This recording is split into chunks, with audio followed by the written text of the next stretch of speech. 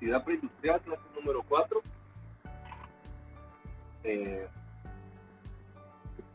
Hay que tomar en cuenta que el inicio de la actividad preindustrial se da luego de algo muy importante. Hay que ver algunos antecedentes. Primero, la revolución agrícola. Con esto pues se dan muchos cambios en cuanto al sistema de producción. Una revolución agrícola que permite métodos de siembra, nuevos cultivos y una forma de fertilizantes. Es una mejora con la industrialización de estos sistemas. ¿Qué pasa con la revolución industrial? Nos permite la introducción de maquinaria en el campo y por lo tanto la maximización del tiempo y de la mejora en cuanto a los procesos para desarrollo de productos en mayor cantidad y en menos tiempo.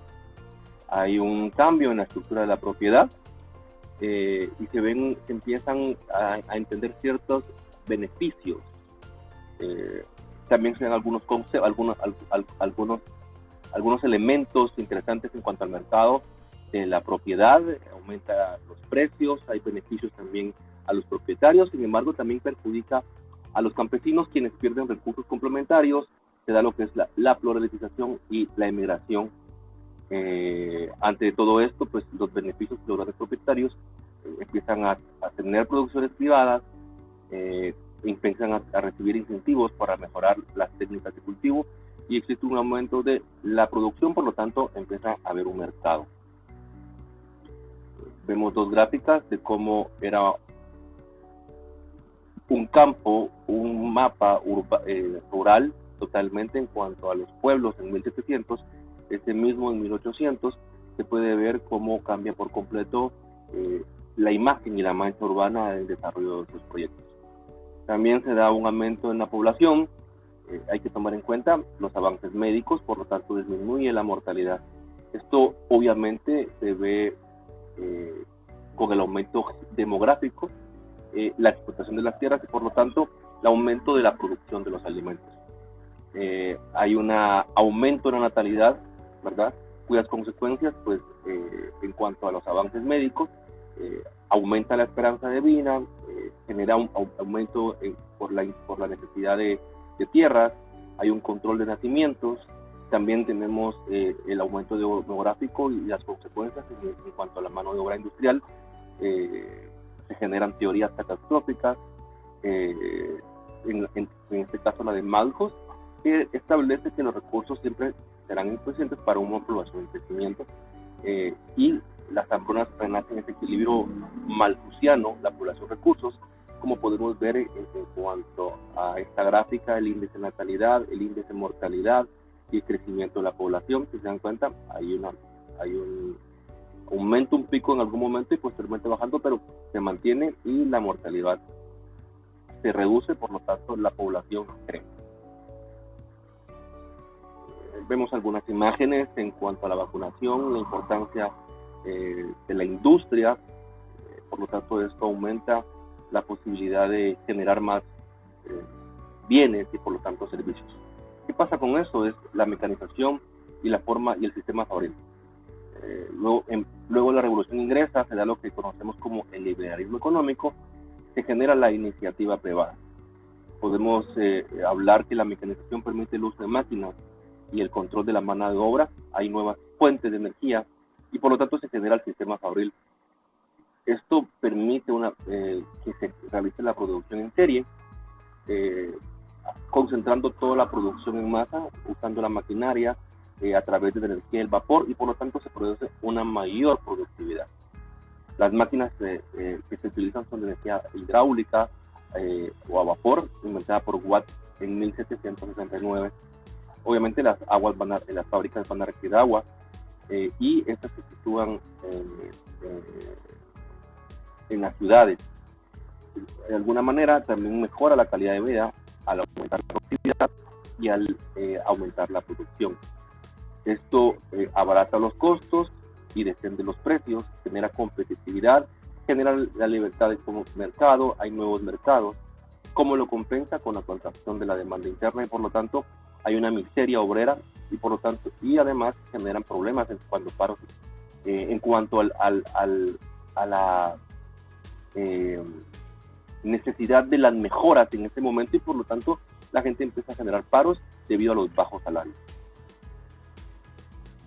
Esta es una imagen de lo que del capitalismo en cuanto al el obrero pobre y a la persona que tiene el poder. Esta es una imagen de esa época, de cuando empiezan los paros en las fábricas. ¿Qué pasa entonces? Se genera una segregación urbana con la revolución industrial. Hay un éxodo rural hacia las ciudades y genera el proceso de urbanización. Aumenta el número de ciudades en Europa sobre todo, aumenta la población, el desarrollo urbano es mayor en el centro y norte y oeste. Europa oriental, la mayoría de la población sigue siendo rural, y en el Mediterráneo es Italia el que va a destacar. Las grandes fábricas pasan a formar parte del paisaje urbano en las ciudades. Hay una gran urbanización, una rápida urbanización, rápida y muchas veces incompleta de las zonas industriales. Se genera el proceso de construcción de viviendas para los obreros en las proximidades de la ciudad, de las fábricas. Esto genera una segregación urbana que da por sentado a la famosa generación de las clases sociales por los barrios que están alrededor de los grandes sitios obreros. Y se dan los barrios burgueses, ahí sí se planifica, hay bulevares, hay servicios, y los barrios obreros, pues estos tienen las características negativas de insalubridad, no hay orden en su construcción, falta de servicios como agua, y obviamente los desechos industriales que van a dar a estos lugares, porque normalmente están cerca de la ciudad, de las obras, de las industrias. Se dan este hacinamiento, estos son esquemas de cómo podrían ser esos barrios obreros en edificios. La servidumbre, el primer nivel va a tener la burguesía, en el segundo la clase media, y en el último punto pues las clases pobres en cuanto al desarrollo de este tipo de barrios burgueses. ¿Qué pasó al tener problemas urbanos, ya que alcanza problemas alarmantes y se necesita tener una intervención urgente? Ya que la población sigue creciendo, la deficiencia sanitaria de la infraestructura es evidente, casi 1.000 habitantes por hectárea, no hay alcantarillado, el agua potable es un lujo, hay tráfico, hay mucha lucha de clases sociales y valores culturales, las ciudades son estrechas, carencia de zonas verdes, etcétera. Por lo tanto, Napoleón III genera en 1851, luego de acceder al poder, nombra al barón Haussmann para hacer las reestructuraciones urbanas de la ciudad. ¿Y qué pasa con el plan arquitectónico? Pues empiezan a generar este tipo de planteamiento con calles seguras, mejor infraestructura para saneamiento, que es muy importante, sistemas de comunicación eficientes y rápidos. Se empieza a zonificar la ciudad y hay que tomar en cuenta que la ciudad iba a ser diseñada para la burguesía de forma estética y para esconder y controlar la pobreza, que ellos eran considerados como incorrectos. Por lo tanto, aparece la ciudad dual. Esto da como resultado la urbanización en las zonas periféricas, se reemplazan las calles medievales, hay nuevas arterias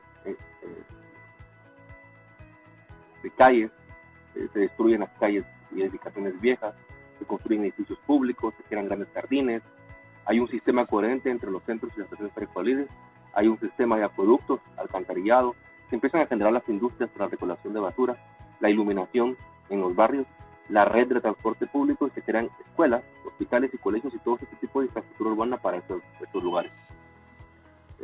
Vemos aquí un ejemplo cómo se estructura la urbanización. Vemos cómo estos barrios viejos pues dan lugar a la apertura de los nuevos barrios. Vemos esta traza urbana que fue diseñada por Haussmann a partir del Arco del Triunfo, que permite la generación de estos barrios y esta apertura de espacios. El plan urbano de París por Napoleón III, con Haussmann, se desarrolla lo que es la vivienda, se fijan normas en cuanto a la altura de las casas, el ancho de las calles, que es muy importante. Esto es interesante entender que es importante la reglamentación, calles de 20 metros o más, altura igual al ancho, calles estrechas de 1.5 metros de ancho, inclinación de los techos a 45 grados. Esto es importante. Entonces, las reglamentaciones son muy importantes en cuanto al desarrollo urbano en esa época. Los utopistas Hay que tener en cuenta que se genera una idealización de la urbanización.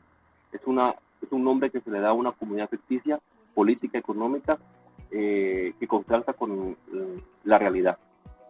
¿Cuál es la función de esto? Es una sociedad imaginaria, una función valorativa cuya los sueños y inquietudes que el autor vive, porque esto sale de una obra, también tiene una función crítica al comparar que el estado es ideal con el real, y una función esperanzadora, ya que muchos imaginan un mundo mejor y por lo tanto la utopía es eso, la necesidad de tener un mundo mejor y que se puede hacer realidad, pero que comparado con la verdad que no es de todo eso.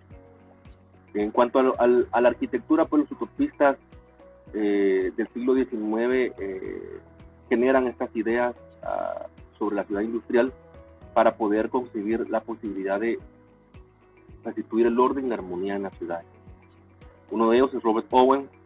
Él considera agrandar las casas a 2 pisos para proporcionar a las familias con 2 habitaciones como mínimo. Introduce los controles sanitarios, los molinos, rechazaban a los trabajadores más jóvenes y pidió que contribuyeran con el sueldo para el seguro médico.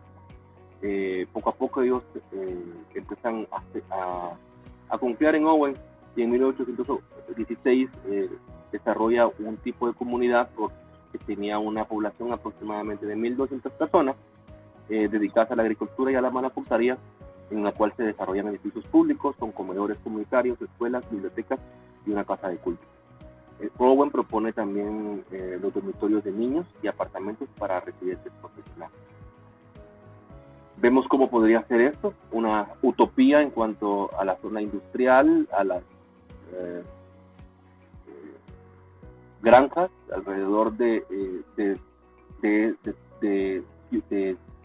casas jardines, parques de recreación, casas comunales, comedores comunales, dormitorios, niños, lavandería, molinos, etcétera. Esto es como y los caminos como debería ser en teoría una casa utópica. La ciudad jardín, por Sir Ebenezer, considera tener un centro urbano. Esto mejoraría la salud y el trabajo, y el tamaño tenía que ser diseñado para que la vida social fuera a plenitud. No es muy grande porque hay que controlar el crecimiento y tiene que tener un límite de población. Y esta va a estar rodeado por un cinturón de vegetación, como el ejemplo que vemos acá. Vemos en amarillo el área residencial, el área comercial en rojo, un parque central. Vemos un área industrial en las periferias. Vemos en el centro las edificaciones institucionales. Y vemos todos esos elementos que son jardín. La ciudad jardín de Robert Owen estaba diseñada para mejorar la situación de los trabajadores en las industrias.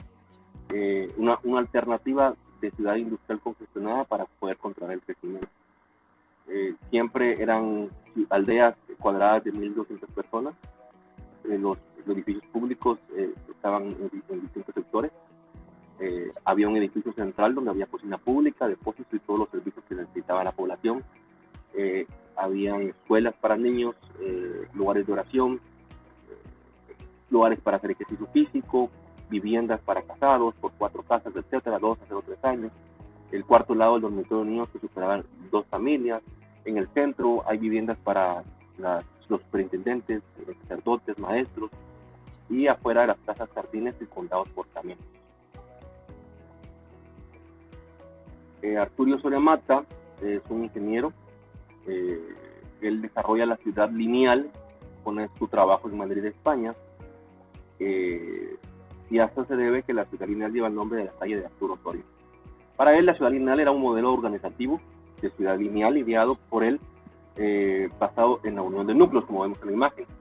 El modelo propone la construcción de una ciudad alargada y que a ambos lados de la avenida, de 40 metros de ancho, con un corredor de infraestructura central en el campo, todo aquello que no sea ciudad alrededor. Los planos de esa época muestran las manzanas aproximadamente de 200 metros cada lado de la avenida principal y más de 100 metros para bosques, que eran los que aislaban y permitían los campos de cultivo. Vemos aquí un perfil de lo que sería la ciudad lineal. Esta es la barriada de la ciudad lineal. Vemos aquí el ejemplo, la pared central, la calle principal de 40 metros de ancho. Vemos la infraestructura. Entonces, esta forma lineal proponía que era una mejor manera de resolver las necesidades de transporte porque minimizaba los trayectos entre un punto y otro. Esto es interesante. El automóvil obviamente no era lo que se necesitaba, lo que se tenía era el ferrocarril y específicamente el tranvía. Por lo tanto, en ese momento era el transporte más importante en ese momento. Por eso la parte central tenía 50 metros de ancho prácticamente. Para que se pudiera llevar a cabo su obra, él que era la compañía madrileña de urbanización, y compra los terrenos de la parte este de Madrid y comenzó a construir la primera ciudad lineal.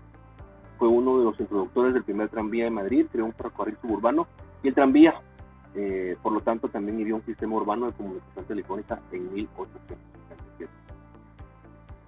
Como hemos hablado con anterioridad, pues la utopía tiene que ver con algo idealizado. En cuanto a esto, esta parte ideológica de la utopía, ya hablamos que tiene un sentido, es un libro donde el cual se sale esto, que es el nombre de una ciudad, tiene elementos marxistas, un apoyo revolucionario, etcétera. Entonces, estas ideologías son sistemas, de alguna manera, políticos y religiosos, y el marxismo no es nada más que el conjunto de doctrinas y políticas creadas por Karl Marx, basadas en la igualdad económica, social de todos los ciudadanos. Entonces, ese era el papel que jugaba la ideología. La aventura sobre la razón, el naturalismo y la ciudad en el siglo de la inflación. Hay que tomar en cuenta esa época para poder entender y absorber eso, la angustia capitalista sobre la ideología. Arquitectura ideológica, esto permite la reorganización. Personajes como Lavoisier en 1753 publica sus teorías sobre el diseño urbano, sobre la arquitectura de ilustración, porque reduce la ciudad como un fenómeno natural, no solo una idea más allá de la organización urbana, y aplica las ya dimensiones formales del arte. En cuanto a qué significa reducir la ciudad a un fenómeno natural, pues tenemos que tomar en cuenta el naturalismo urbano. ¿Qué es esto? Es la inserción de lo interesante, lo pintoresco en la ciudad, y utilizando obviamente la arquitectura para dar una importancia al paisajismo. Aquí vemos la mejora de Londres y el plan hecho por Westminster en 1776, después del gran incendio. Vemos otro ejemplo de Lisboa en 1755, después del terremoto. En cuanto al naturalismo, siguiendo con esto y la ciudad del siglo de la ilustración, hay que tomar en cuenta que ya la arquitectura no posee un papel simbólico, sino que también lo valora desde el punto de vista científico. Es un instrumento de equilibrio y busca que la arquitectura hable por sí misma. Vemos aquí ejemplos de arquitectura de Jean-Nicolas Louis-Durand, que crea un sistema para ordenar las formas clásicas como elementos modulares y acomodar todos estos elementos. Aquí vemos un ejemplo de la casa del jardinero de Jean-Nicolas Lodoc, muy moderno para la época en cuanto al desarrollo del urbanismo.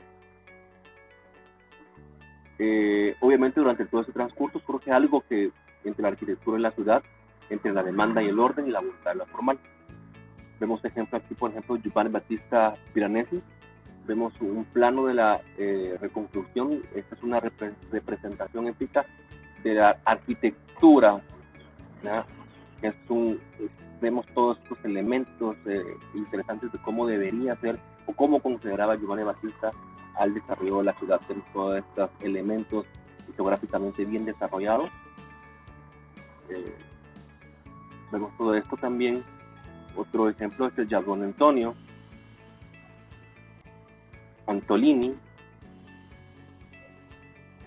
hablando sobre el liberalismo latinoamericano. Vemos a Piero Charles Fan. Esta es la ciudad en Washington, Estados Unidos, y como poco a poco la utopía va ampliándose de alguna manera. Luego surge la utopía regresiva. Este es utilizado como instrumento ideológico a finales o a mitades del siglo XIX, ya que se empiezan a sentir ciertas crisis. Por lo tanto, esta ideología urbana de regresión de la utopía pues tiene como función arquitectónica, dando estos superfluos o limitadas tareas a una importancia de fuerza marginal. Vemos aquí el ejemplo del arte de Alexandre Esther, que es un artista que pertenece al constructivismo.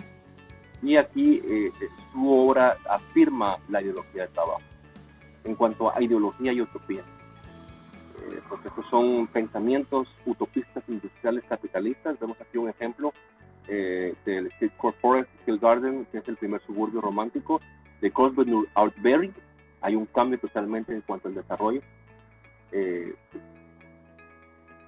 Luego viene lo que es la vanguardia, en donde ya la ideología de la ciudad es vista como una unidad productiva y un instrumento de coordinación del ciclo de producción, distribución y consumo. Vemos estos ejemplos que es el Jardín Botánico en Berlín, Alemania. Ya para la vanguardia, uno de los elementos es eliminar la experiencia del choque de cualquier automatismo, reducir objetos puros y unificar el pueblo de una ideología interclasicista. Luego viene lo que es la arquitectura radical sobre la ciudad, ejemplos como de Louis Stillheimer de Stuttgart en 1927. Lo que busca esto, como Le Corbusier y otros personajes, era absorber la multiplicidad, mediar lo improbable con la certeza de plan, compensar la organización y desorganización, agudizando su dialéctica, demostrar que el máximo nivel de programación productiva coincide con la máxima productividad del espíritu. Vemos aquí un ejemplo del plan de Arques, Stuttgart. Y luego hay una crisis de los utopistas con Le Corbusier, que se generan los planes de Montevideo, Buenos Aires, Sao Paulo, Río, Argel. Él actúa como organizador de todo esto.